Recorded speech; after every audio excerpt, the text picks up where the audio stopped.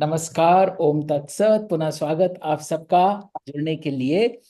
आज हम बात करेंगे इच्छा के ऊपर, डी कोडिंग डिजायर। कि ये डिजायर चीज क्या होती है, कहाँ से आती है, कितनी सही है, कितनी गलत है, और कहाँ हमें ले जा सकती है। तो थोड़ी सी इस पर बात करेंगे और फिर आई वुड रिक्वेस्ट कि आप सब थोड़ा इसमें पार्टिसिपेट करके अपने थॉट शेयर करें।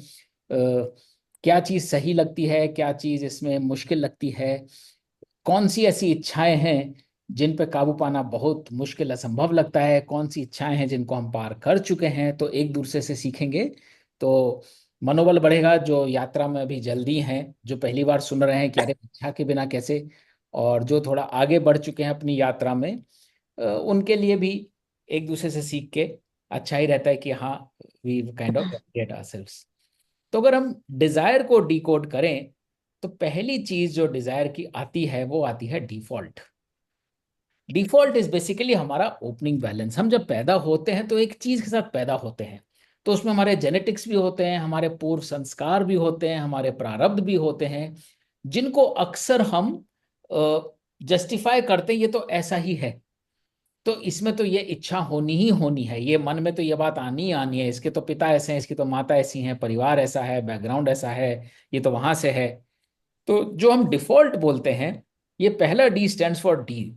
This is how we have always been and we try to justify that also. हम तो ऐसे ही खाते हैं, हम तो ऐसी बात करते हैं, तो कैसे नहीं होगी इच्छा, हमारे तो शादियां होती ही ऐसे हैं, पढ़ाई तो ऐसे ही की जाती है, मतलब फॉरेन में की जाती है, तो एक इच्छा है कि भाई हम फॉरेन में जाके ही पढ़े, या फिर फलानी कैटेगरी में हम शादी ब्याह करें, कि भाई शादी तो बराबर वालों में की जाती है, इसमें ग्रुप में की जाती है, उस ग्रुप में की जाती है। तो ये जो हमारा डिफॉल्ट होता है ना, जिसको हम बिना सोचे समझे ओढ़ लेते हैं, ये इच्छा का मूल होता है। ये सब कॉन्शियस इच्छा होती है, हमें पता भी नहीं होता कि हम इससे इच्छा से ड्रिवन हो रहे हैं। तो ये completely it is under control of our past और प्रकृति। तो जैसे बच्चा छोटे से बड़ा होता है तो कुछ बोलने की जरूरत नहीं पड़ती, बच्चे को बताने की जरूरत नहीं पड़ती कि you, this is your desire. बच्चा एनवायरनमेंट से सीख लेता है, वो उसका पास्ट संस्कार और उसका पास्ट एनवायरनमेंट और उसकी प्रकृति जो है कुछ इच्छाओं को जन्म दे देती है। और इसीलिए इनमें सबसे कम अटेम्प्ट होता है और स्कोप होता है, क्योंकि आप अपना पास्ट भी चेंज नहीं कर सकते, आप अपनी प्रकृति ओवरनाइट चेंज नहीं कर सकते। तो इसको बोलते हैं फिजिकल नीड्स हमारी। जैसे बच्चा पैदा भी होता है, तो पैदा होते उसकी कुछ नीड्स होती हैं, उसको एक नरिशमेंट चाहिए, पोषण चाहिए, लव एंड केयर चाहिए, तो मदर चाहिए, या फिर किसी का प्रारब्ध अगर है तो उसको पावर चाहिए ही चाहिए, वो उसका डिफॉल्ट स्टेटस है। तो ये होते हैं हमारा starting point, default status, either driven by our प्रकृति, हम मनुष्य हैं तो हमारी एक डिजायर्स होंगी होंगी, या हमारा प्रारब्ध, हमारे संस्कार जो चले आ रहे हैं। तो वो चाहे जन्म लेते ही ना पैदा हो दिखाई दे, लेकिन क्योंकि वो हमारे साथ हैं और अगर हमने उन पर आगे काम नहीं किया, जो हम आगे की स्टेजेस में देखेंगे, तो वो प्रारब्ध बढ़ के हमारी इच्छाओं में परिवर्तित हो जाएंगे। Our unresolved karma will manifest itself into innate desires which will show up later because we have never worked upon them. So पहली चीज है फिजिकल नीड्स। तो needs convert into Dzire.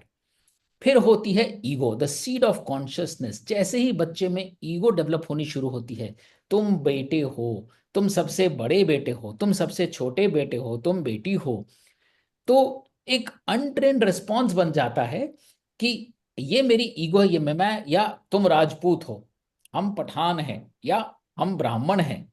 So this is how I want it because this is who I am. तो ये ego आते ही, जैसे हमने ego पहचान ली अपनी, हम उस ईगो के साथ कुछ डिजायर्स अटैच कर देते हैं कि इस ईगो के साथ, इस आइडेंटिटी के साथ तो ये चीजें होनी ही होनी है। तो यहां नीड से चीज बदल के वांट बन जाती है, which is the first dent on our आत्म।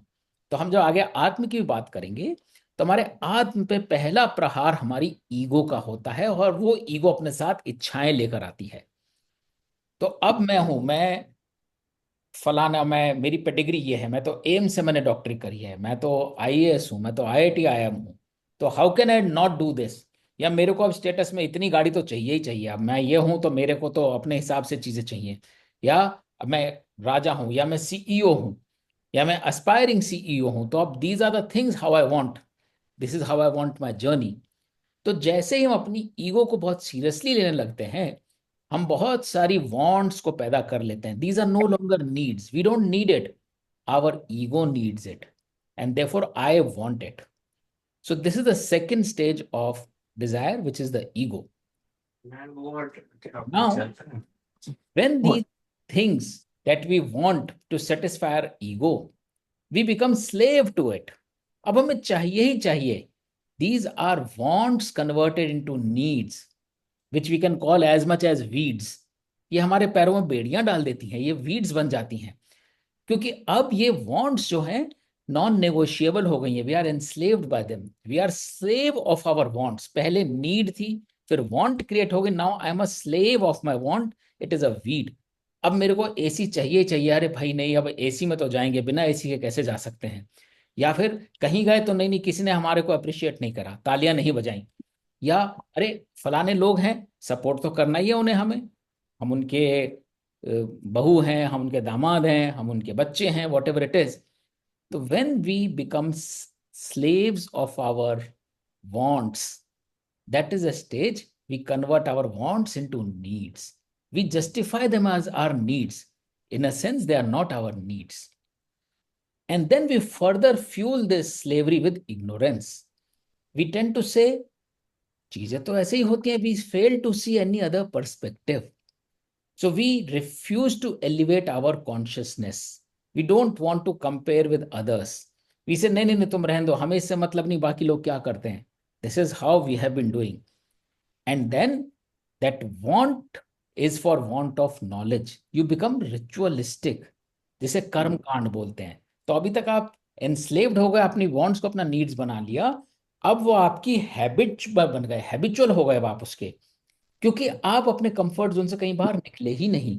अगर शादियां होती हैं तो आप किसी और शादी में आपने एंगेज किया ही नहीं कि शादी इस तरह से भी हो सकती है। तो आपकी एक नीड जो थी, जो वांट बन के आई थी, because I want the marriage to be like this, now you are a slave for that and you become habitualistic to that, it almost like a ritual, this is how you want it.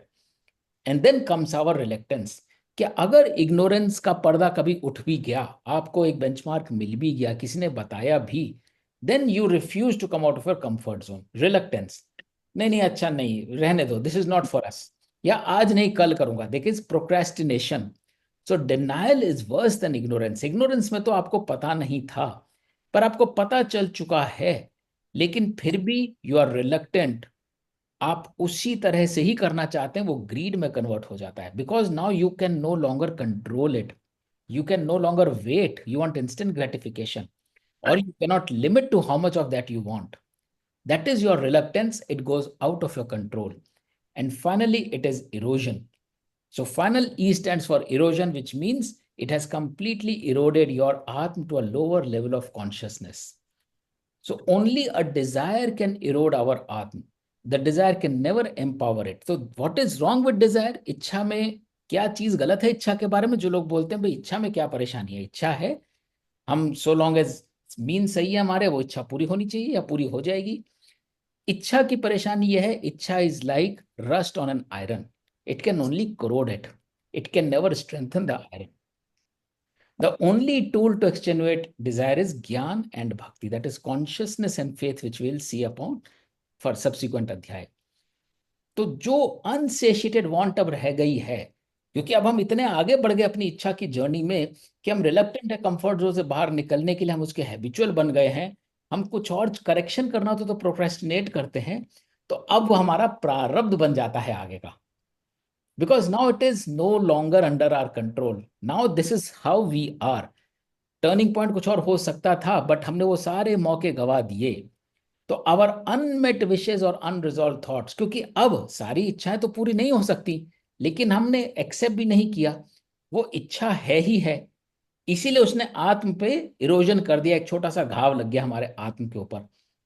अब वो जो घाव जो है वो हमारा प्रारब्ध बन जाता है, और इसके लिए ये साइकिल फिर शुरू हो जाता है। तो यदि हम देखें द जेनेसिस ऑफ डिजायर, तो जब तक वो डिफॉल्ट है वो हमारी नीड बनती है, वो हाँ अपने प्रारब्ध के साथ आए थे, पूर्व संसार संस्कारों के साथ आए थे, इसीलिए वो प्रकृति भी थी हमारी, इसीलिए हम उस प्रकृति में भी आए। आत्मा जब एक जीवन धारण करती है तो संस्कारों और प्रारब्ध के हिसाब से अकॉर्डिंगली एनवायरनमेंट चुनती है जहां वो प्रारब्ध उसके आगे बढ़ पाए, और इसीलिए वो उसका नीड होती है। लेकिन जब तक ईगो डेवलप नहीं होती तब तक वो नीड जस्टिफाइड है, क्योंकि वो पास्ट से रिलेटेड है, उसके प्रारब्ध से रिलेटेड है, उसके संस्कारों से रिलेटेड है, उसकी प्रकृति से रिलेटेड है। जैसे ही उसमें ईगो घुलनी शुरू हो जाती है, need start converting into wants. और जो इग्नोरेंस की विंडो होती है, that is the only repair window of coming out of ignorance and working back, not becoming a slave, जिस चीज की हैबिट पड़ गई है उसको खत्म करना, और उसके बाद dissolving our ego so that we don't become slave of any new wish. So there's a small repair window. Beyond that repair window, if we do not work on that through Gyan, it becomes our prarabdha. So this is the circle of desired, and final D comes same default. It goes back to default. That is why it is desired, because this is how we have developed our prarabdha. So अपना प्रारब्ध हम स्वयं बनाते हैं। यदि हम उस repair window में काम नहीं करते हैं तो जो हमारा डिफॉल्ट था, इच्छाएं उससे और बड़ी हो जाती हैं। और जब हम उस पर काम करते हैं तो हम वो प्रारब्ध नहीं बनाते। नए और कुछ बन सकते हैं इस जन्म के, बट पुराने प्रारब्धों को हम काट सकते हैं only through knowledge and consciousness. इसको एक और तरह से देखते हैं, ये हमारा आत्म है, गोल्डन कोर है बिल्कुल, जिसे हम समझते हैं कि ये हमारे इटर्नल ईश्वरीय शक्ति से पावर होता है। लेकिन जैसे ही इसके इर्द गिर्द the web of desires comes, it kind of insulates our golden core. It cannot charge itself from that supreme power. So there's an insulation we have added on top of it with a web of desires. And the moment that web of desires is powered further by our aham, the insulation of our ego, you see, the signal becomes weaker. If you see this, there's a stronger signal. The moment you put one more layer of insulation, the signal becomes weaker. सो आपका पुरुष कितनी energy के साथ power हो रहा है, वो energy कम हो गई।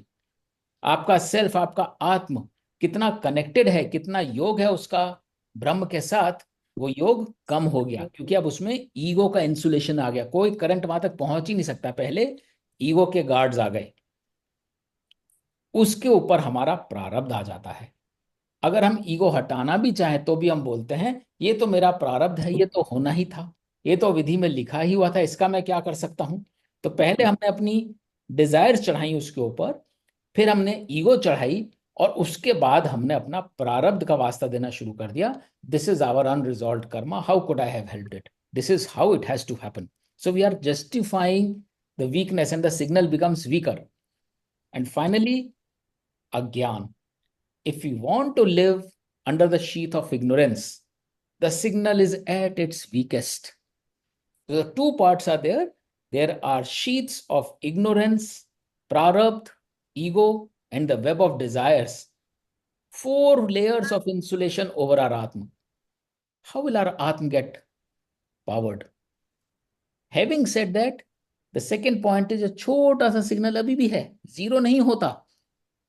The power is always being sent.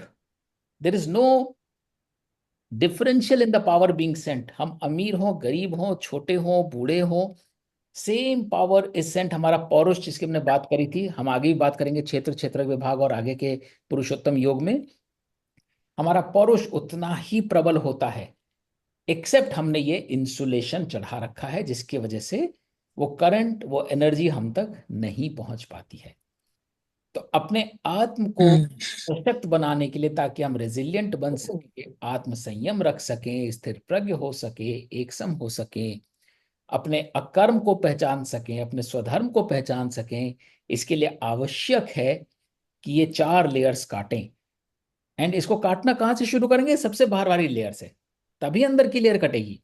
तो पहली लेयर है अज्ञान, और ये हम ऑलरेडी कर रहे हैं। All those who are part of this conversation, वो अपनी इग्नोरेंस ही दूर कर रहे हैं, बिकॉज ज्ञान के द्वारा, गीता के क्या लिखा हुआ उसको समझ के, और सत्संग के द्वारा, और बाकी और सोर्सेज जहां से भी हम नॉलेज पा पाते हैं, हम इग्नोरेंस की शीट काटते हैं सबसे पहले। The moment you cut the sheet of ignorance, your signal become stronger, because it is no longer insulated by the ignorance, you are now aware. अब डिपेंड करता है कि आप उसको कितना वर्क कर पाते हो, कंफर्ट जोन में हो या प्रोक्रेस्टिनेट करते हो।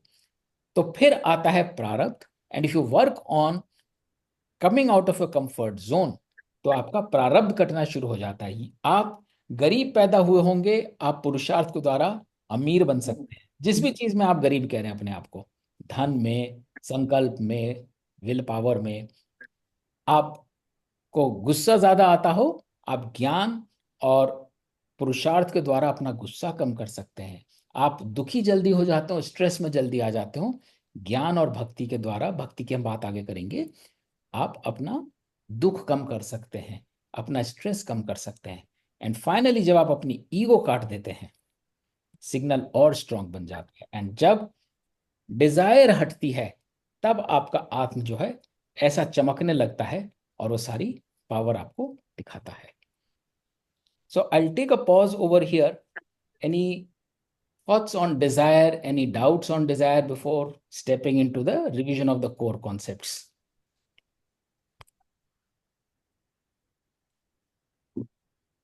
मेरा एक क्वेश्चन है अविनाश जी यहाँ पे, जी क्योंकि गीता कहती है कि जब आपने प्रारंभ किया कि भाई पुराने संस्कार जो हैं वो हम लेके आते हैं, तो हम अपने भक्ति से भक्ति करने से उस प्रारंभ को काट भी सकते हैं। बिल्कुल, बिल्कुल काट सकते हैं। गीता में लिखा हुआ बहुत क्लियर कि अपना उस भगवान उसको काट देते हैं अगर आप भक्ति या उनके अनुसार गीता जो उन्होंने गीता ज्ञान दे उसके अनुसार चलो तो। और भक्ति हम समझेंगे, भक्ति का अर्थ ये नहीं है किसी मूर्त के आगे बैठ गए या मेडिटेशन में बैठ गए और भक्ति हो गई। वो हम भक्ति योग में बात करेंगे, व्हाट इज भक्ति। नहीं, भक्ति ज्ञान वो और भक्ति, कर्मकांड। मेरा भक्ति का कहने का मतलब है गीता में जो लिखा हुआ है उसका अनुसरण करना। बिल्कुल बिल्कुल बिल्कुल, उसका अनुसरण भी, उसको समझ के। अगेन, गीता को भी रिचुअल नहीं बनाना है हमें, गीता को आत्मसार करना है, गीता के ज्ञान को उतारना है। इसीलिए सबसे ऊपर ज्ञान योग आता है। भक्ति में तो हम समझेंगे, भक्ति बेसिकली हमें हमारी जगह बताता है। कर्म योग बताता है कर्म कैसे करें। तो कर्म योग इज द पावर, कि आपकी बोट है, आपकी व्हीकल है, उसमें पावर कितनी है। जितनी पावर कैपेसिटी बिल्ड करेंगे, बोट उतनी ही दूर जा पाएगी। भक्ति गिव्स एक द डायरेक्शन। तो भक्ति में एक हमें, क्वेश्चन और है। जी एक एक, सेकंड बस, एक सेकंड हाँ सुभाष। जी। तो bhakti gives us the direction to the boat which is powered by our karma. Karma is basically कर्म अकर्म विकर्म, उसमें ब्रेक कितना पड़ रहा है, एक्सीलेटर कितना पड़ रहा है, और न्यूट्रल में कितनी है। So these are the three various ways in which power can be transfer to the vehicle. Bhakti gives you the direction, and Gyan tells you which vehicle can you drive. You cannot drive any vehicle. You cannot sit into any car, any plane, any boat. हाँ, So, ज्ञान के बिना तो कुछ भी नहीं हो सकता, ज्ञान के बिना तो बिल्कुल सब कुछ भी नहीं है। so this is मेरा एक और मेरा एक और क्वेश्चन है जो कि लास्ट टाइम भी मैंने आपसे पूछा था, तो मैं वाज नॉट क्लियर, तो मैंने उसको थोड़ा काफी रिसर्च भी किया है। मे जी be it is not connected with this, connected तो वही पहले कर्म योग के बीच में आ जाता है कि हम जो कर्म करते हैं अपना कर्म फल दे जो ना भगवान तो उसको कोई नहीं देता, कि हम वो प्रकृति के नियम के अनुसार जीव कर्म करता है। ठीक है जी। उसका फल कौन देता है, भगवान देता है या कोई देवता देता है या यमराज देता है? क्योंकि डिफरेंट डिफरेंट, क्योंकि मैंने उनका भी पढ़ा है जो आपके सरस्वती जी हैं, स्वामी चित्तानंद सरस्वती जी का भी पढ़ा मैंने, उन्होंने भी यही लिखा है कि स्वामी चिंता गीता लिखे मनुष्य के कर्मों का हिसाब स्वयं भगवान ईश्वर या प्रकृति के नियमों के द्वारा रखा जाता है। तो इसका मतलब हिसाब भगवान के प्रकृति के नियम के हिसाब से रखा जाता है कहीं ना कहीं, तभी तो हमारा प्रारब्ध शुरू होता है जब हम जन्म लेते हैं, मतलब कि दूसरा जन्म लेते हैं। तो ये कहाँ तक, क्योंकि मेरे को इसमें भी क्लैरिटी नहीं आई, क्योंकि 5वां अध्याय 14वें श्लोक में आपने लिखा है, और लिखा है ईश मनुष्य को कर्मों का कर्म करना फल ना अब भार धरे, जीव विचार रचित है माया जीव सर्जन विस्तार करे। बिल्कुल मतलब कि नियम जो है उसके अनुसार इनको फल मिलना है। तो जो ईश्वर है वो कोई बुक लेके नहीं बैठा हुआ, तुमने ये किया तुम्हारे इतने नंबर आए, और डिपेंडिंग अपॉन कितने नंबर आए ये तुम्हारा प्रारब्ध बन गया। तो ईश्वर कह रहा है मैं तुम्हारे कर्मों के कारण का या फल का भार नहीं रख रहा हूं। जीव विचार रचित है माया, जीव सृजन विचार करे, सृजन विस्तार करे। तुम्हारे जैसे विचार हैं, वो सारी पावर तुम्हारे पास ही है। तो जो प्रारब्ध बन रहा है वो तुम स्वयं बना रहे हो। उस प्रारब्ध का अपनी एनर्जी के साथ, उस एनर्जी का तुम क्या कर रहे हो? अगर तुम अपनी कॉन्शियसनेस को एलिवेट कर रहे हो तो वो एनर्जी जो है संकल्प को लेके सिद्धि तक जाती है, कर्म का फल क्रिएट करती है। और यदि आप अपनी कॉन्शियस को डिग्रेड कर रहे हो तो जो आपका आत्म था वो तो वहां ले जाना चाह रहा था, आप ही ने ब्रेक लगाए हुए हैं, ब्रेक लगाए हुए हैं, और आप फिर भी इंसिस्ट कर रहे हो कि मुझे ये काम नहीं करना, मुझे वैसे ही करना है जैसी मेरी इच्छाएं हैं, जैसा मेरा मन कर रहा है।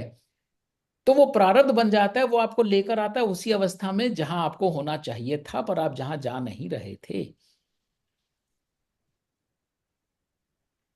तो नहीं तो फिर इसका मेरे सिर्फ कहने का ये है, क्योंकि इसमें जो है कि स्वामी चित्तानंद सरस्वती ने ये लिखा है कि वो भगवान ईश्वर प्रकृति के नियमों के अनुसार रखता है।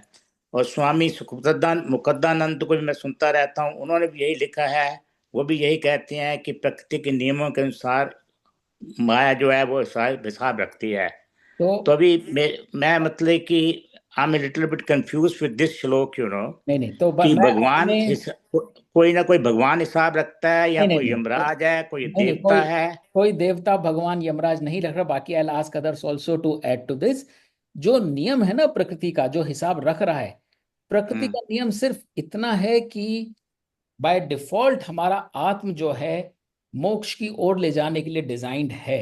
ब्रह्म में, ब्रह्म के लेवल तक एलिवेट करने के लिए प्रकृति का नियम डिजाइंड है। यदि बिल्कुल हम उसके साथ योग स्थापित करते हैं तो जैसे बिल्कुल। नदी को सागर में ही मिलना है, ये प्रकृति का नियम है। एनालॉजी दूं तो अगर हम बीच में बांध बनाते हैं, बीच में झरना आ जाता है, बीच में नदी फंस जाती है, प्रारब्ध क्रिएट होता है, उसका फ्लो कम हो जाएगा, ज्यादा हो जाएगा, जाके वो सागर में मिलेगी ही मिलेगी। वही नियम है। तो नियम प्रकृति का सिर्फ इतना है कि आपको ब्रह्म के साथ विलय होना है, आपकी आत्म का। आप जब जब संसार की मायावों में बंध जाते हो, इच्छाओं के वेब में बंध जाते हो, खुद स्टेयरिंग व्हील कमा संभाल लेते हो, तो आप प्रारब्ध क्रिएट करते हो विली निली कि भाई या तो समझ लो उस दिशा में जाना है, नहीं तो ऐसे सकमस्टांसेस क्रिएट होंगे जो तुम्हें उस दिशा में विली निली ले जाएंगे। ये मेरा अंडरस्टैंडिंग है प्रकृति के नियम का। ऐसा नहीं है कोई आदमी बैठ के या नहीं, कोई आदमी एंटिटी में वट आदमी एवर, नहीं है, जैसे कोई गीता देवता, में लिखा है। हाँ ऐसा नहीं, कुछ। आदमी नहीं है इसमें। क्योंकि जैसे भागवतम में भी आता है कि जब धृतराष्ट्र ने पूछा भगवान कृष्ण से कि भाई मैंने कौन से पाप किए हैं जो मेरा मतलब कि 100 जन्म का जो 100 पुत्रों का सब हत्या हो गई। तो भगवान कृष्ण ने बोला कि मैं सब पुराने, तुम कितने जन्म तब तक जानते हो, एक दो तीन, उससे पहले उससे पहले उससे पहले। तो कोई ये तो जानता नहीं है। तो भगवान ने बोला कि सब कर्मों, सबका हिसाब जो है मैं जानता हूँ, तुम नहीं जानते। ये गीता में भी लिखा हुआ है। तो इसका मतलब तो ये हुआ कि भगवान के पास सब कर्मों का हिसाब किताब शुरू से चल रहा है। हमारे जितने भी आज तक 1000 जन्म हुए हैं, 2000 जन्म, हमको नहीं पता। तो सबका भगवान के पास हिसाब किताब है कर्मों का, कौन से हमने कर्म किए हैं, कौन से अकर्म किए हैं, कौन से विकर्म किए हैं। तो जो भगवान जिसे आप बोल रहे हैं ना, वो भक्ति योग में हम यही डिस्कवर करेंगे what is that Bhagwan. It is not an entity with an algorithm or with a book which will have these pages and all of these. That Bhagwan is that collective consciousness which determines how we engage, how we prosper further, how we degrade ourselves. So वो भक्ति योग में भगवान की definition भी देखेंगे, क्योंकि भगवान भी ना कोई मूर्ति है, ना कोई देवता है, ना कोई सुपर पावर में ऐसी कोई एंटिटी नहीं है जो बुक कीपिंग कर रही है। भगवान के देखिए ना, मेरे भक्ति योग में भी आप जाएंगे तो मेरे हिसाब से तो जब आपकी कोई मूर्ति सामने नहीं होगी, आप ध्यान नहीं कर सकते। मैं तो ऐसे करता हूँ, शुरू से कर रहा हूँ, बचपन वो से वो कर वो रहा हूँ, वो क्योंकि भक्ति, जब वो मतलब कि भक्ति मेरा योग में अपना देखिए, विश्वास है।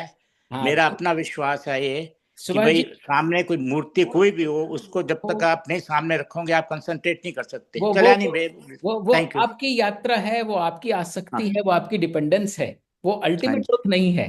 भक्ति के लिए मूर्ति नहीं चाहिए, तो वो हम भक्ति योग में आगे बात करेंगे। Thank you. But anybody else would like to kind of add to this thought, जो सुभाष जी कह रहे हैं कि हमारे कर्मों का जो गति है, जो प्रारब्ध है, कैसे डिटरमिन हो रही है, कौन हिसाब रख रहा है, what is that entity?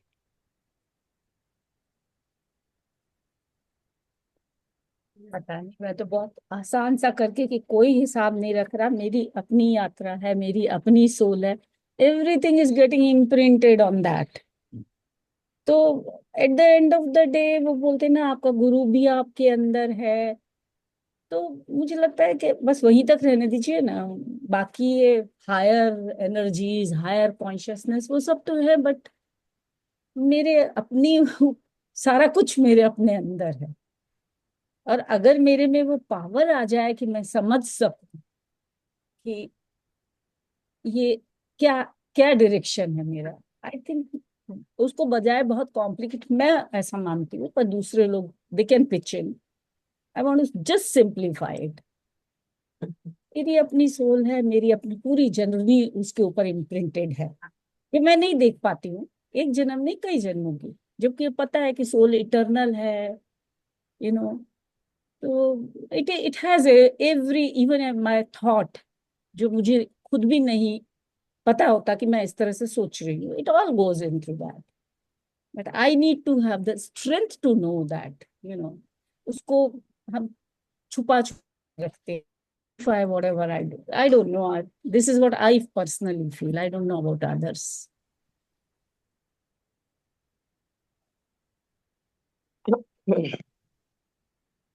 Ji, summary speaking. Yes, Avinash. हाँ जी, बताइए। मुझे जब ये कहा जाता है कि आ, कोई सोल एक नहीं है, परमात्मा का अंश है, तो हर जन्म में वही सोल हमें मिलेगी, ये कैसे पता? मुझे ऐसा लगता है कि हमारा जो हिसाब है कि हमने क्या कर्म किया, क्या नहीं किया, और क्या विकर्म किया, और क्या सत्कर्म किया, ये एक ऑटोमेटिक सा है, ये रिकॉर्ड हो ही रहा है। अब इसको कोई सुपर पावर रिकॉर्ड कर रही है कि अपने आप हो रहा है कि क्या हो रहा है, नहीं पता। लेकिन ये आ, जैसे ऑटोमेटिकली हो रहा है, और उसमें जो भी कुछ हम जोड़ते हैं या घटाते हैं, वो हमारे आत्म को आ, या तो प्रबल करता है या उसको वीक करता है। बिल्कुल सही कह रहे हैं, बिल्कुल सही कह रहे हैं। ये मेरी भी यही अंडरस्टैंडिंग है। तो ये अल्टीमेट ट्रुथ तो हम सब उस ट्रुथ के सीकर्स एक तरह के, but at least with the limited awareness and limited conversations that we hear. तो ऐसा देखिए, बच्चा छोटा है, उसकी कॉन्शियस बहुत कम है, उसे सही और गलत पता ही नहीं है, वो एक लेवल, एक एंड ऑफ द स्पेक्ट्रम पे है। जैसे थोड़ा थोड़ा ज्ञान मिलना शुरू होता है बच्चे को, किशोर अवस्था में, अडल्ट में, हमें सही और गलत पता चलने लगता है। हमें किसी तीसरे गॉड की जरूरत नहीं है बताने के लिए क्या सही क्या गलत, और हम खुद अपनी गलतियों पर पश्चाताप भी करते हैं। तो जब वो कॉन्शियसनेस लेवल और हाई हो जाती है, तो जिन चीजों को हम सही समझते थे, हम उनका भी गलत देख पा सकते हैं बियॉन्ड अ पॉइंट। तो it's all about consciousness level. जितना हम अपने कॉन्शियस लेवल को बढ़ाएंगे, योग स्थापित करेंगे, अपने आत्म को प्रबल बनाएंगे, उतना हम वो सब आगे पीछे देख पाएंगे जो पहले नहीं देख पा रहे थे। तो आज ये उम्मीद हमें लगता है कि कोई गॉड कर रहा है। अब एज एन अडल्ट हमें पता है अपना, तो हमें पता ही है इस जीवन का, तो हमें पता ही है हमने क्या सही किया क्या गलत किया। I don't need to collect numbers from a teacher. I know मेरे पेपर में कहाँ मैंने गलत किया, क्या मैंने सही किया। Now when you elevate your consciousness, that that paper becomes wider. You have answers for more questions for which you did not have answers before. So it is all about connecting with that power, अपने आप को और प्रबल आत्म जितना। कई बार आपको बोलते ना, इंट्यूशन भी आने लगती है, कुछ लोगों को बिल्कुल इंट्यूशन नहीं होती, कुछ को होने लगती है, कुछ एक्चुअली पास्ट और प्रेजेंट देख लेते हैं। तो it is again about consciousness level. तो जो आपकी सोल भी है, वो सोल पे ही रिकॉर्ड हो रहा है, आपके आत्म पे ही रिकॉर्ड हो रहा है। हम लोग कई बार होता है ना, सपना देखते हैं, और मेरे को बहुत विविडली मुझे पता है 4 हफ्ते पहले मेरे को कोई सपना आया, एंड आई न्यू वो कोपनहेगन था। सपने में आपको पता है वो जगह कोपनहेगन है, आपने कोई बोर्ड नहीं देखा, आप कभी गए नहीं, but you are believing in the dream that is Copenhagen, and then you are viewing and analysing the dream from that perspective. आप सुबह उठ के बताते भी हो मैंने सपना देखा मैं कोपनहेगन में था, एंड देन यू रियलाइज, कई बार सपने याद रह जाते हैं कि वहां कोई बोर्ड नहीं था, किसी ने बताया नहीं, मैंने कभी टिकट नहीं बुक किया, एयरपोर्ट का नाम नहीं था, वो कोपनहेगन कैसे था? सो अगर मैं इस जन्म में भी सोते हुए, या कई बार हम सपने देखते हैं, हम सोचते हैं हमारी शादी हो रही है किसी और के साथ, हमारे किसी रिलेटिव के साथ, स्ट्रेंज ड्रीम्स, पर वो आप हो ये कैसे निश्चित होता है कि आपकी शादी हो रही है? वहां आप अपना चेहरा तो आप सपने में भी नहीं देख पाते। सो एक कॉन्शियसनेस लेवल सबकॉन्शियस में रहती ही है, जो वो सब कैप्चर कर रही है, जिसके बारे में आप अवेयर भी नहीं है कॉन्शियसली। तो ये चीज तो इस जन्म में और हमारे सोते हुए ही हो रही है। तो जब हम इस देह को छोड़ देते हैं तब भी, चाहे मेमोरी जाए ना जाए, लेकिन संस्कार तो जाते ही जाते हैं हमारे साथ। अनरिजॉल्व कर्मा जाता ही जाता है, हमने किसी को माफ नहीं किया, हमने दिल में एक गांठ बना के रखी हुई है, वो गांठ जाएगी ही जाएगी हमारे साथ। और जाने से पहले कभी भी जीवन में हमने बोला हम आपको क्षमा करते हैं, हमें कुछ नहीं चाहिए, वो अब हमें एनर्जी रखनी ही नहीं है अपने पास, वो सही था गलत था उससे मतलब ही नहीं है, हम अपने आप को उससे मुक्त करते हैं। वो चीज आपके साथ नहीं जाएगी, चाहे उसके पीछे आपने दसियों साल बिता दिए हो, वो एक सेकंड में गायब हो जाएगी, and it will not be there for rest of all your existences unless you create it again in any of your after life.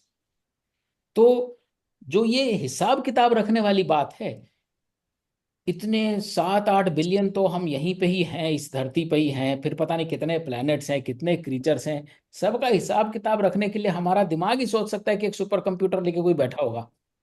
उससे बेटर जैसा हमने यहाँ दुनिया में भी कर रखा है, आजकल सेल्फ सर्व कर रखा है कि भाई अब कोई कॉल नहीं करेगा, कस्टमर केयर को भी कॉल नहीं करना, सेल्फ सर्व, अपने आप कॉल करो, अपने आप काम कर लो, there is nobody who is going to attend. तो ये हमारा आत्म इतना पावरफुल है कि सेल्फ सर्विस मोड में अपने आप ही सब रिकॉर्ड करता रहता है। हम ही अपने आप को फ्री करने वाले हैं अपने प्रारब्ध से। और इसीलिए जब हम भक्ति योग में जाते हैं, तो मैं अपनी अंडरस्टैंडिंग तो यही शेयर करता हूं, जो मैंने समझा है, जो मुझे शक्ति देता है, कि परमात्मा कोई थर्ड एंटिटी है ही नहीं, हो ही नहीं सकती। परमात्मा मेरी ही कॉन्शियसनेस लेवल को बढ़ाते बढ़ाते बढ़ाते बढ़ाते, हम भक्ति योग में बात करेंगे आप कैसे परमात्मा की कॉन्शियसनेस लेवल तक पहुंच सकते हैं। ठीक है, मेरा एक क्वेश्चन जी डिजायर के बारे में है। जी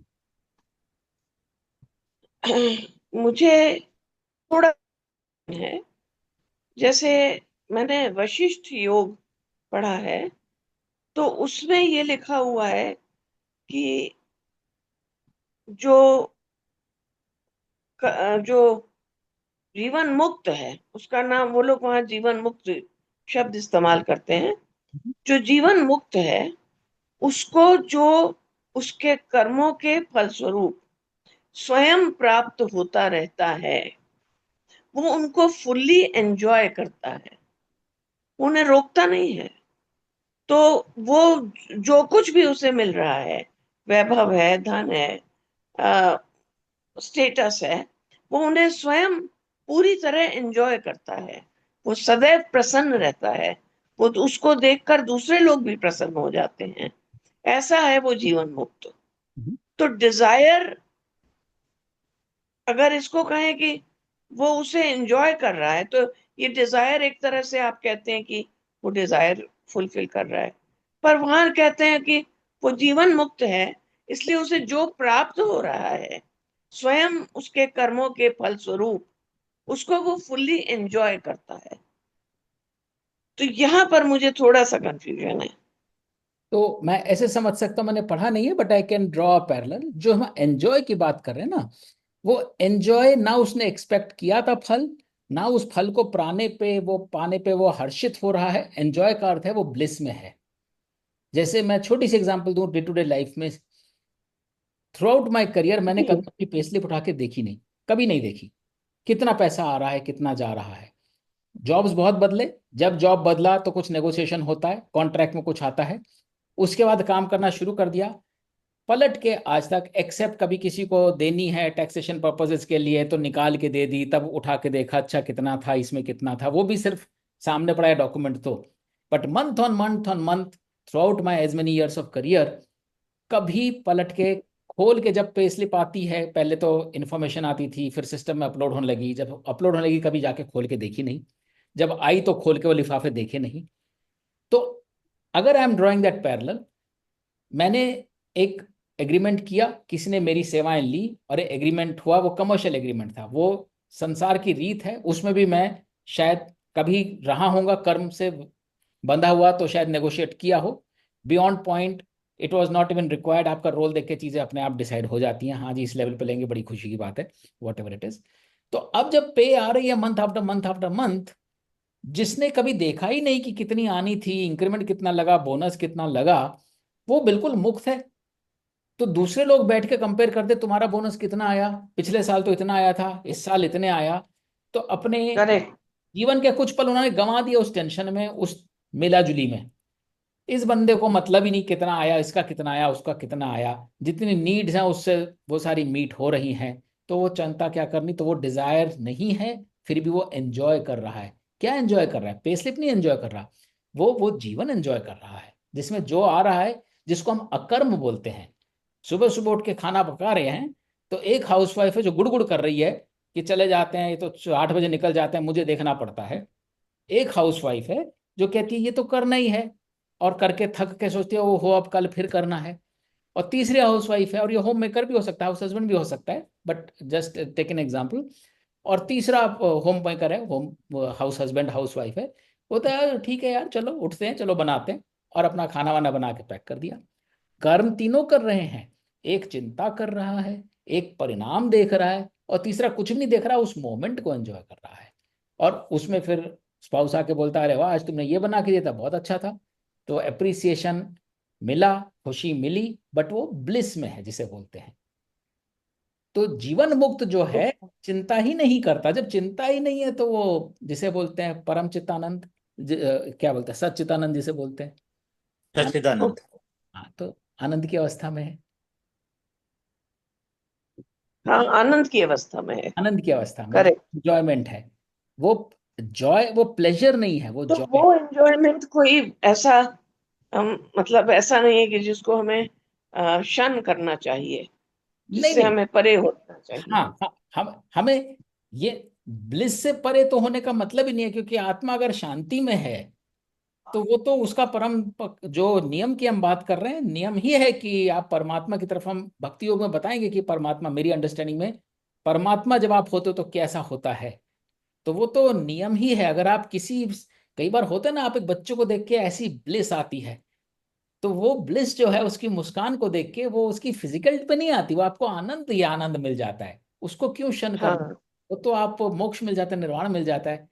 या कभी ऐसा सनसेट देख लिया, कभी ऐसा फूल ऐसा बढ़िया खिला है, या कोई, यही यही बात मैं कह रही हूँ हाँ, तो कि वो वो आप, एंजॉयमेंट। वो एंजॉयमेंट, वो ब्लिस है, वो आप एंजॉय नहीं, सेंसरी एंजॉयमेंट नहीं है वो चित्त को, आपके आत्म को प्रबल करने वाला, आपका कनेक्शन हो जाता है परमात्मा से उसी टाइम। और ये भक्ति योग में हम देखेंगे, परमात्मा कह रहा है मैं तो इतनी जगह हूं, इतने तरह से तुम्हारे सामने आता हूं, और तुम मुझे ढूंढ रहे हो, ऐसे ढूंढ रहे हो, वैसे ढूंढ रहे हो। हाँ, जैसे मुझे प्रकृति से जी। बहुत लगाव है, या वहां जाती हूँ प्रकृति के नजदीक तो मुझे बहुत अच्छा लगता है। तो वो मैं कोई डिजायर मेरी ये नहीं है कि मैं इसको ऊपर मैं कैसे समझाऊं, पर मुझे बस बहुत अच्छा लगता है। ये मैं भी सोचती हूँ कि ये भी भगवान का ही एक रूप है। बिल्कुल सही ना, देखिए, एक चीज है, आप बार बार उस हिल स्टेशन पर जाते हैं, आपको अच्छा लगता है, वो डिजायर का स्वरूप है एक, कि फिर चलेंगे वहां, बहुत अच्छा लगता है। लेकिन अगर वहां जाए बगैर भी आप वो अनुभूति करके अच्छा महसूस कर रहे हैं, तो वो डिजायर नहीं है, वो आप उस मोमेंट में चले गए। लेकिन वो गोल रखना कि भाई इस बार फिर वहां जाएंगे, बहुत अच्छी जगह थी वो, तो आप उस रूप से, उस दृश्य से बंध गए, वो डिजायर है। लेकिन जब आप बंधे थे, उस समय डिजायर नहीं थी, क्योंकि आपको पता नहीं था क्या होने वाला है, उस समय वो कनेक्शन ऐसा हुआ। तो फर्क इतना है कि उस मोमेंट को एंजॉय करिए, उस मोमेंट में बंधिए मत, उसकी कंडीशनैलिटी मत रखिए कि ये दोबारा होना चाहिए, हमेशा होना चाहिए, ये मेरे साथ होना चाहिए। तो जब आप डिजायर नहीं उत्पन्न कर रहे हैं, you are going with the flow. अब नदी बहती है, अच्छे वन भी आते हैं, गड्ढे भी आते हैं, समंदर से पहले कीचड़ भी आता है। तो नदी अच्छी चीजों को, नदी को भी एनर्जी मिलती होगी, आई एम श्योर। अच्छे घाट पड़ते होंगे जहाँ पूजा अर्चना हो रही है, गंगा की आरती हो रही है, गंगा को भी अच्छा लगता होगा, अरे वाह बहुत सात्विक एनवायरनमेंट है। और कानपुर इलाहाबाद में आके जहाँ सीवेज गिरता होगा, वहां गंगा को भी बुरा लगता होगा। लेकिन गंगा है, बह रही है, तो बांध नहीं रही है उस सीवेज पे। गंगा नाक बंद नहीं कर रही, उस आरती में गंगा सीना चौड़ा करके खड़ी नहीं हो रही, हाँ मैं गंगा हूं मेरी आरती करो। बह रही है, साक्षी भाव से देख रही है और निकल जा रही है। ये तो अविनाश जी ऐसा है कि अपने अपने स्वभाव के हिसाब से हर बंदे ने कर्म करना है। आप अपना स्वभाव है, आपका अलग है, इन्होंने बोला उनका अलग स्वभाव है, मेरा अलग स्वभाव है। तो अपने स्वभाव के हिसाब से कर्म करते हो, ईश्वर के अर्पण कर्म करते जाओ। मैं तो ये कहता हूँ, जो भी करता है ईश्वर अर्पण करके कर्म करते जाओ अपने स्वभाव को।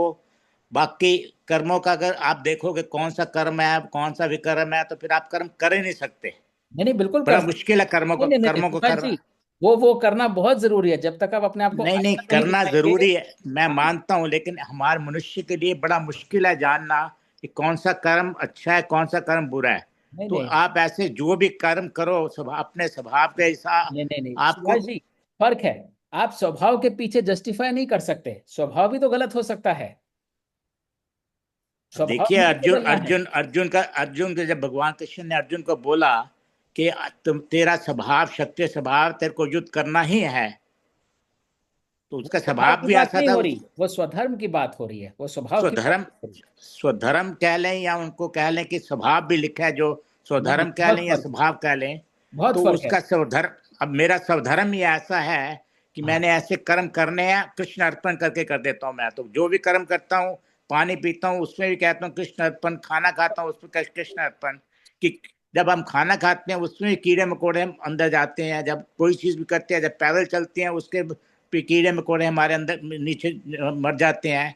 तो ये सब कर्म का बड़ा मुश्किल है जानना, कर्म में कर्म कौन सा है कर्म, क्योंकि नहीं अब नहीं जब नहीं नहीं, पैदल चलते हैं। आप दो अलग अलग बातें कर रहे हैं। स्वभाव और स्वधर्म अलग चीजें, और कर्म विकर्म अकर्म जानना बहुत आवश्यक है, मुश्किल नहीं है, बिल्कुल मुश्किल नहीं है। और इसी आप को बताइए मेरे को कि मैं अब चल रहा हूँ, सड़क पे चल रहा हूँ, नीचे कीड़े वगैरह कितने मर जाते हैं हमारे पाँव के नीचे आके, हमें नहीं पता। जो आपको पता ही नहीं, तो आपके ज्ञान में नहीं है, वो आपका प्रारब्ध ही नहीं वही वही कह रहा हूँ ना, कुछ जिस चीजों का है। नहीं नहीं पता नहीं इसलिए नहीं नहीं, कहते हैं। पर ऐसे बहुत सारी चीजें हैं जिनका आपको पता है और फिर अब भी आप पता है करते उस हैं। चीज का, हाँ जिस चीज का पता है, ज्ञान है, उसको जानकर बस, अगर तुम करोगे तो दैट इज ए विकर्म। है ना? तो और बहुत सारे लोग जो हैं उस जो अज्ञान अज्ञानता के को, जो जो अज्ञानता उसको को आप उड़े पता रहते है हैं। उसको, हाँ बिल्कुल, जो आपको पता है और उसको जानबूझ के करो तो वो विकर्म है। और वो बाउंड्री एक्सटेंड करना हमारा धर्म है, वरना हम इग्नोरेंट बने रहे तो सब खुश हैं, मुझे जानना ही नहीं है, बहुत अच्छी बात है, बिल्कुल, अकर्म ही होता रहेगा। तभी तो गीता ज्ञान के लिखी हुई है, ज्ञान में तभी तो ज्ञान से पूरी भरी हुई है गीता। तो गीता को जितना पढ़ोगे, पता नहीं 1000 दफा पढ़ोगे तब भी आपको समझ में आना बड़ा मुश्किल है। तो मुश्किल इन वन सेंस, आपने अपनी डायरेक्शन सही कर ली, दिशा सही कर ली, बाकी आप अभ्यास के द्वारा ज्ञान को उतार सकते हैं। हाँ, अभ्यास। तो अरे मुझे जो मुख्य डिफिकल्टी मालूम होती है वो ये है कि जब कोई विचार मन में आए और इच्छा कर्म करने की हो, उस समय जो एनालिसिस आप कर रहे हैं उनके एलिमेंट्स की, उनको एनालाइज करने का न समय होता है न याद रहती है। तो उस समय की जो परिस्थितियां हैं, उन परिस्थितियों के हिसाब से सद्भावना पूर्ण और भले के लिए, अपने भले के लिए और समाज के भले के लिए, ये करके व्यक्ति अपना कर्म करता है। और उसमें अगर वो ईगो और वो सब आ जा रही है, तो मैं सोचता हूँ कि शायद वो आपके अच्छे कर्म को सुपरसीड नहीं करेगी। जो अच्छा कर्म है सद्भाव से किया हुआ, उसका स्वफल तो मिलता ही रहेगा। जैसे भाई जी ने कहा, मैं सब कर्म भगवान को अर्पित करके करता हूँ। जब कहते हैं कि भगवान को अर्पित करके करते हैं, उसका मतलब क्या है? उसका मतलब ये है कि ये मान करके ये ईश्वर की आज्ञा है इसलिए मैं ऐसा करता हूँ, ऐसा ये भगवान को अर्पण करने का विचार जो है वो इस प्रकार से है। तो उसमें जहाँ भगवान का नाम आपने, वहाँ जो उसके अंदर एक गंदगी है वो निकल जाती है। तो ये वो पर्सनली इस बात का होता है कि जब कोई कर्म करें उसको सद्भाव से और सबके हित के हितार्थ करते हैं, तो उसमें जो कोई दोष भी होता है वो दोष हमारा प्रारब्ध बनेगा नहीं, वो हमको कलंकित करता है नहीं। तो कभी ध्यान जब मेरा तो तरीका यूजुअली ये करने का है कि जब कभी मुझे लगता कर ये हमसे गलत हो गया, तो हम अपने को दोषी नहीं मानते, हम भगवान जी को कहते हैं कि आपने हमको वहां पहुंचाया, आपकी गलती है, ठीक करो। जो कुछ भी करना है वो करना तो आपकी इच्छा से सब हो रहा है। तो अगर हमसे कुछ गलत काम भी हुआ जानबूझ के नहीं, जानबूझ गलत करेंगे तो उसका कभी सुधार होगा ही नहीं, और ना उसके लिए कोई क्षमा है। जो कर्म करेंगे, जानबूझ कर्म करेंगे, उसका जो फल है वो तो भुगतना ही भुगतना है। और अगर इस जन्म में नहीं भुगतना है तो उसकी नींव पड़ चुकी है, आपको वहां भुगतना पड़ेगा बाद में, दूसरे जन्म में। लेकिन जानबूझ के गलत काम न करे, औलाद हो जाए तो भाई भगवान से शिकायत करता हूँ, आपने क्यों गलत काम करवाया मुझसे, ये आपकी गलती है, सो संभालिए। तो मोर सुधारिए सो सब भाती, जासु कृपा नहीं कृपा गाती, ये विचार मेरे मन में रहता है। तो सद्भाव से हितार्थ, अपने हितार्थ या जो हमारा समाज है उसके हितार्थ, परिवार जो है उसके हितार्थ कार्य करते हैं। और उसमें अगर कार्य में कोई त्रुटि हो जाए या कोई कमी रह जाए तो उसकी जिम्मेदारी में भगवान पे डालता हूँ। तो ये आप क्यों करवाते हैं मुझसे, जब हमको आप सब बताते हैं कि आप ये करो वो करो, तो ये गलत काम क्यों हो रहा है। ये बात, ये आइडिया मुझको मेरे पिताजी ने दिया।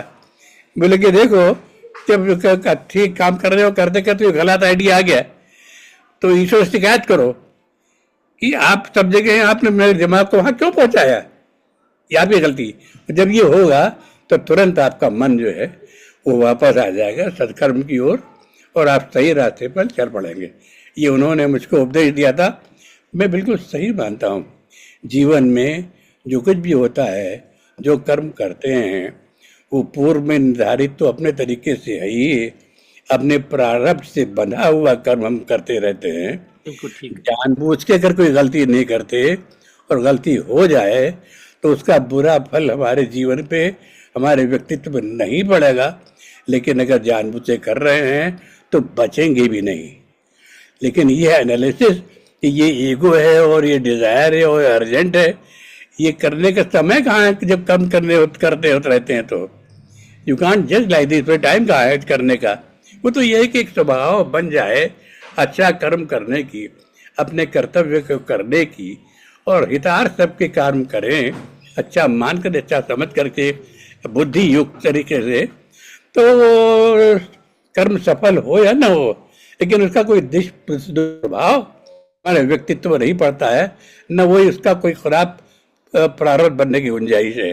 कर्म ही हो जाता है, ठीक हो जाता है।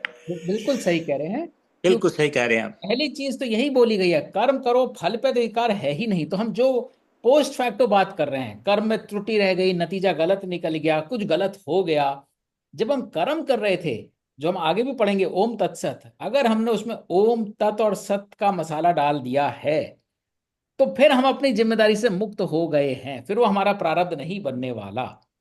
हाँ, बाद में हमें पता चले ओम थोड़ा सा कम था, तत् थोड़ा सा कम था, सत थोड़ा सा कम था, वो हमें करेक्ट करना चाहिए, जिसको हम बोल रहे हैं कि डिजायर थी कि नहीं। कई बार क्या होता है, हम खुद उस समय नहीं पहचान पाते, जैसे आपने बोला कि टाइम नहीं होता या रिएक्ट करना होता है या best of our ability judgement लेना है, लेकिन फिर रियलाइज करते हैं कि हमारे पास वो संसाधन थे, शायद हम उतने पेशेंस नहीं रखी, शायद वो फौरन करना था। वहां वो हम बात आती है जो अपने आप को प्रैक्टिस के द्वारा इतना इंप्रूव करना है कि दोबारा ऐसी सिचुएशन आए तो वो गलती ना हो जो हम अवॉइड कर सकते थे जानते बूझते। जो सब कर दिया 100%, फिर हमारी जिम्मेदारी नहीं है। ऑपरेशन सक्सेसफुल हुआ, चोर का पैसा मिला, उसको सजा मिली, हुआ, वो मेरे कार्य क्षेत्र के बाहर है। मैंने अपना ओम तत्सत उसमें निछावर कर दिया त्याग की भावना के साथ। फिर कोई प्रारब्ध नहीं बनेगा मेरा। ठीक है, ऐसा ही है। बिल्कुल। तो कर्म के टाइम ऑनेस्टी रहनी चाहिए, कर्म के टाइम चेतना त्याग की रहनी चाहिए। वहां डिजायर का रोल इतना है कि हम डिजायर ना रखते हुए त्याग की भावना से 100% दें। वहां हमें ऐसा है पता कि चलेगा कि सत्य कितना है। ऐसा है, गीता बहुत क्लियरली कहती है, सुख दुख लाभ हानि जय प्रजा मान सम्मान एक समान समझ। मैंने अपनी जिंदगी में देखा है, अपनी लाइफ में, कि कई दफा कुछ ऐसा मेरे साथ होता है जो कि मैं कहता हूँ क्यों हुआ, लेकिन बाद में मैं लाइफ में प्रैक्टिकली वो जो चीजें हुई वो मेरे अच्छे के लिए हुई बाद में। This is my life experience, I am telling you. Absolutely. तो जरूरी नहीं है कि टेम्परेरी फेस जो होता है वो हमारे कर्मों का हिसाब होता है जो हमको चुकाना ही पड़ता है। लेकिन आप भक्ति करोगे, ज्ञान के थ्रू भक्ति करोगे, तो आपके जो पुराने कर्म है वो आपके ऐसे कटेंगे कि जैसे आपको बाल भी बांका नहीं होगा आपका। लेकिन करना जरूर पड़ेगा आपको उसका भुगतान। बिल्कुल सही कह रहे हैं। ठीक है, ऐसा ही है। Let's do a quick recap of some concepts that we learned in Karma Yoga. Any of you of us who might have missed some sessions. Arjun विषाद योग में बात सारी शुरू हुई धर्म और अधर्म से, कि भाई मैं कैसे युद्ध कर सकता हूं, मैं अधर्मी बन जाऊंगा, पाप का भागी बन जाऊंगा। आगे बात आई अपने ही लोगों को मार के। तो सांख्य योग में कृष्ण ने बोलना शुरू किया, तो बात आई आत्म की, कर्म फल की। कर्म योग कैसे स्थापित करते हैं, तो बात आई स्वधर्म की, प्रकृति की और गुण की।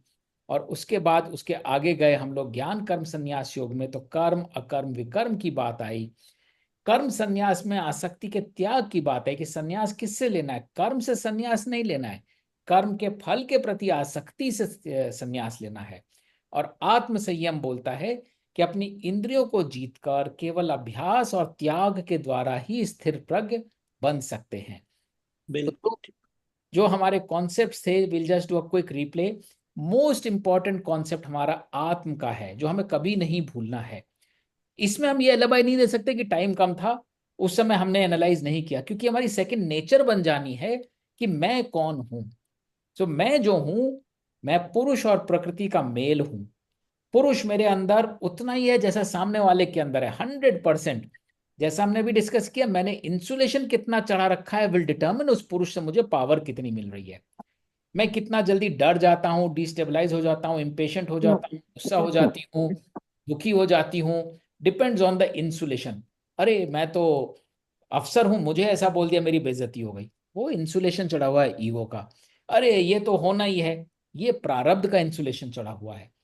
तो अपने पुरुष को पूरी तरह से एनर्जाइज करने के लिए वो सारी आउटर केसिंग्स हमें काटनी है, तब हम जाके अपनी प्रकृति को पहचान पाएंगे। नहीं तो हम उनका हवाला दे देकर उस प्रकृति पे खेलते रहेंगे जो हमारी है ही नहीं। तो पुरुष और प्रकृति के मेल, और प्रकृति इज अबाउट सतोगुण रजोगुण तमोगुण, ये डिटेल में बाद में बात करेंगे। Yep. लेकिन अभी इतना समझ लें, इस प्रकृति को अपने पुरुष द्वारा हम ट्वीक कर सकते हैं, चेंज कर सकते हैं। सत रज तम मिला के कितना रजस है, ज्यादातर रजस और तमस भरा होता है, जरूरत से ज्यादा। वो हम कम करेंगे तो सतगुण अपने आप अंदर से शाइन करेगा, प्रकृति अपने आप चेंज होगी। प्रकृति चेंज होगी तो पुरुष से ज्यादा पावर खींच पाएगी और वो बेटर हो पाएगा। तो मन बुद्धि अहंकार हमारे आत्म को और निखारेंगे। हमारी बुद्धि जो है भटकेगी नहीं इंद्रियों के पीछे। हमारा अहम बीच में नहीं आएगा, ये मैंने किया, इसका फल मुझे मिलना चाहिए, ये मैंने नहीं किया, ये मैं नहीं करूंगा। और फिर हमारा मन उस दिशा में नहीं भागेगा जो हमारे आत्म की सदगति के विरुद्ध जाता हो। तो हमें अपने आत्म को हमेशा प्रोटेक्ट करके रखना है। ये गोल्डन नगेट है, अपने आत्म पे खरोच नहीं आने देनी है। रिफ्लेक्ट करके देखना है, डायरी मेंटेन करके, मेरा आत्म सोने की तरह चमक रहा है या उसमें मिट्टी जमी हुई है, या ब्रासों से क्लीन करना है, कितनी लेयर्स चढ़ी हुई हैं। तो ये गोल्डन नगेट है अपने आत्म का। I am a golden shining Atma. What is stopping me from drawing all the power? और जैसे ही एक इंपॉर्टेंट चीज आत्म की ये भी है कि आई am a result of all my future thoughts and choices. इसलिए हमारी आज की चॉइसेस सही होनी बहुत जरूरी है। बात घूम फिर के आ जाती है हम क्या कंज्यूम करते हैं, through diet, through thoughts, through relationships, through environment. जितना सात्विक रखेंगे उतने हमारी आगे की एग्जिस्टेंसेस बेटर होंगे। अगर आज हमें कुछ विकार दिखता है अपने इर्द गिर्द, अपने स्पाउस से कोई शिकायत है, नेबर से कोई शिकायत है, जिंदगी से शिकायत है, कैरियर से शिकायत है, भाग्य की इवेंट से शिकायत है, कहीं ना कहीं उसमें हमारा बहुत बड़ा हाथ है। तो कम से कम उस प्रारब्ध को काटना है और आगे के लिए ये सिचुएशंस डेवलप नहीं हो, उन सारे इंसुलेशंस को काटना है। तो we really need to protect our atma. This is what is going to protect us. Atma is our direct connection with paramatma, और वो परमात्मा की बात हम भक्ति योग में सीखेंगे। पर इतना समझना है, इस आत्म को खरोंच नहीं आने देना। अगर आज पलट के देखें, इस पे बहुत डेंट पड़े हुए हैं। ये तो पुराना हो दिख रहा है, इसको मैं पहचान नहीं पा रहा, जंग लगा हुआ रॉड दिख रहा है मुझे। उसे हमें चमकाना है ज्ञान और भक्ति के द्वारा और अकर्म के द्वारा, जिसमें सिर्फ त्याग सामने आता है। ये बातें हम आगे और करेंगे। फिर बात मैं एक पॉइंट इसमें ऐड करना चाहता हूं कि ज्ञानी पुरुष शरीर, बुद्धि तथा इंद्रियों से आत्मक शुद्धि के लिए कर्म करते हैं। जैसे आत्मा बोला ना, आत्मा, तो ये 5वें अध्याय में लिखा भी हुआ है, ज्ञानी पुरुष शरीर, बुद्धि तथा इंद्रियों की आत्मक शुद्धि के लिए कर्म करते हैं। वह ऐसे मनुष्य मोक्ष रूप शांति को प्राप्त करते हैं। अगर हम अपने ज्ञान के, बुद्धि और इंद्रियों के से आत्मा को शुद्ध नहीं करेंगे तो उसके बिना हम कुछ नहीं कर सकते। सही कह रहे हैं। वही तो आत्म को हमें चमकाए रखना है।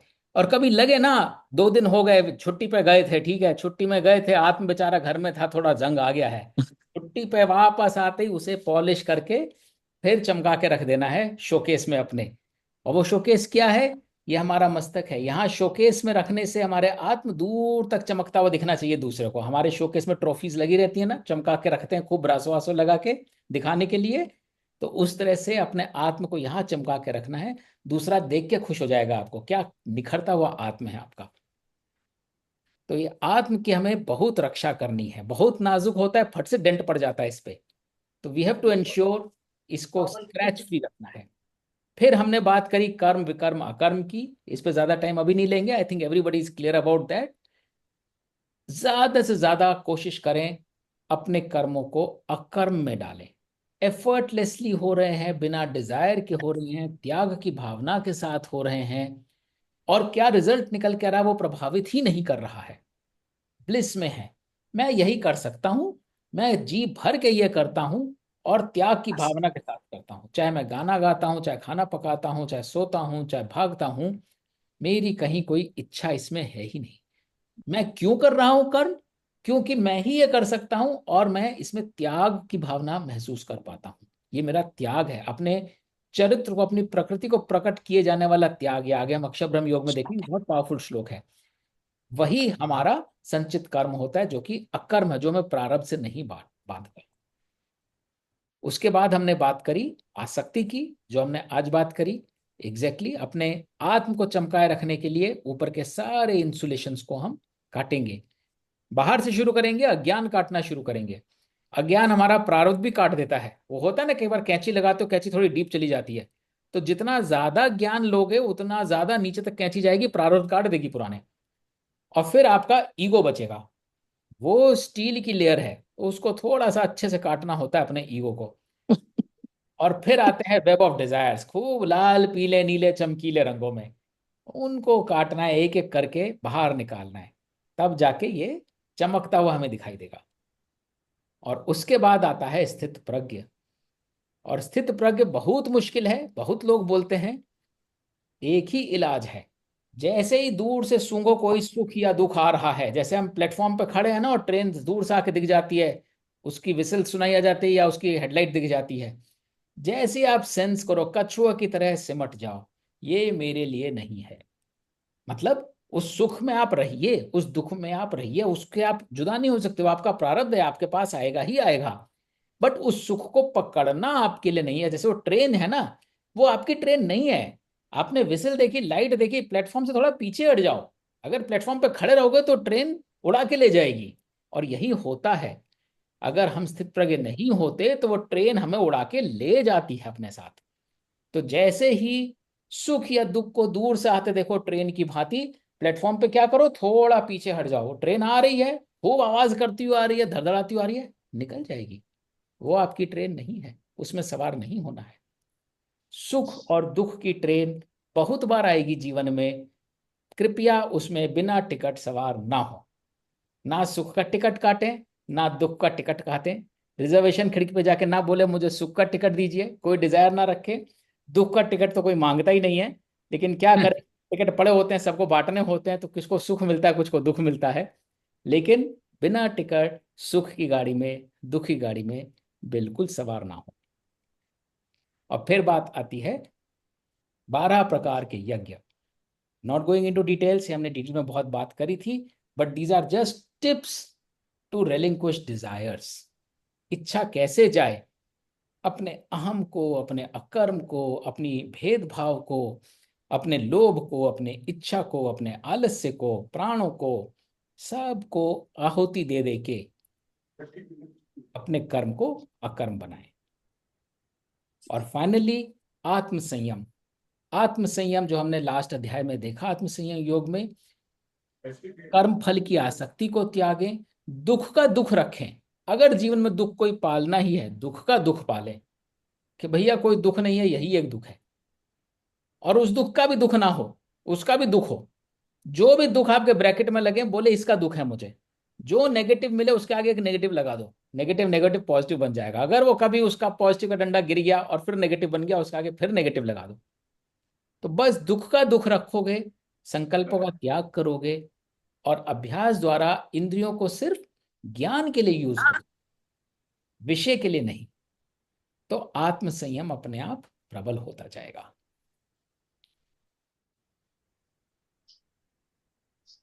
तो this brings us to end of karma yoga. One hopes कि रिफ्लेक्ट करेंगे अगले हफ्ते तक इन सब चीज़ों पे। और जब हम भक्ति योग में जाएंगे तो अर्जुन की भांति भक्ति योग के प्रश्न ही दिमाग में रखेंगे, कर्म योग का प्रश्न नहीं लाएंगे। लेंगे तो सॉल्व कर देंगे, बट पुराने सिलेबस से प्रश्न नहीं उठेंगे।